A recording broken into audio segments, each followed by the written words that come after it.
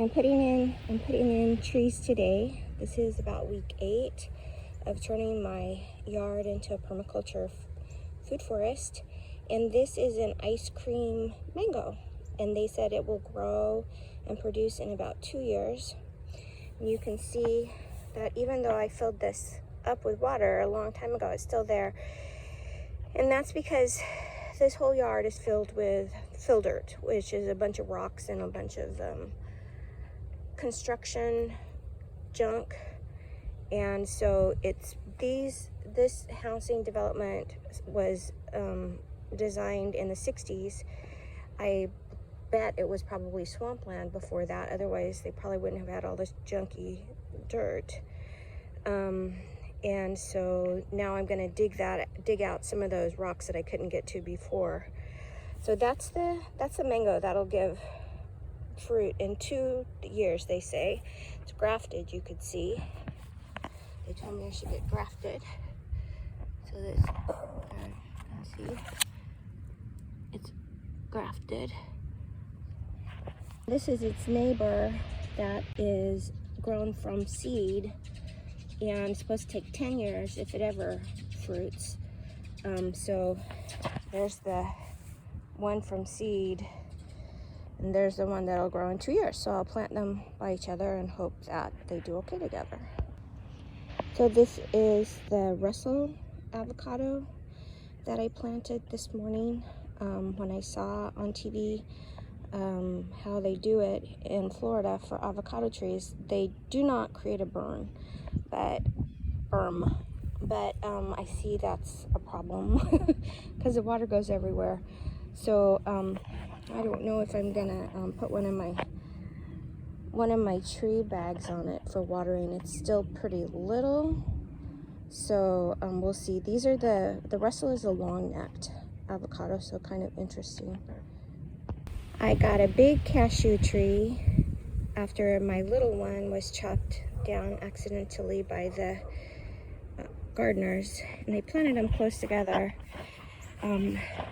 This is the little one that is not coming back, and so I planted this one, and I was able to create a berm around this one out of that quack grass. I haven't watered it yet, so hopefully it'll do pretty good. So this is my fire stick circle, and I noticed that a bunch of the beans are getting real bad aphids, and so I cut off a bunch of the beans and threw them in the composting trash. And then I was reading about what to do, and it said you should just leave them. Look, they're everywhere, because then they'll call in the beneficials. And so then I said, I don't know what to do, so I just decided I'll leave these and then see if we get some ladybugs here, and if that will help for now. Part of what I'm wondering about is maybe it was a mistake to cut back the beans, because I was thinking, oh, the roots are gonna be fixing nitrogen, and then I'll cut off the top so they don't flower. That can put stuff into more nitrogen into the roots, and then it'll also give green matter. But then I see these I haven't cut back, and they look like way better, way healthier. And so I thought, well, I'll just let them go and do a little experiment. When I cut off the tops of some of the beans and let the other ones go, then I'm planting another circle around it, so gradually extending the garden and taking up the yard.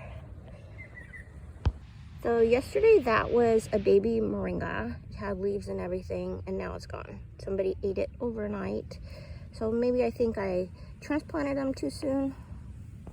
So I found this big huge chunk of cement in the bottom of my mango hole, and the water's gone down a lot, but not all the way, so there must be something else in there that I need to dig out.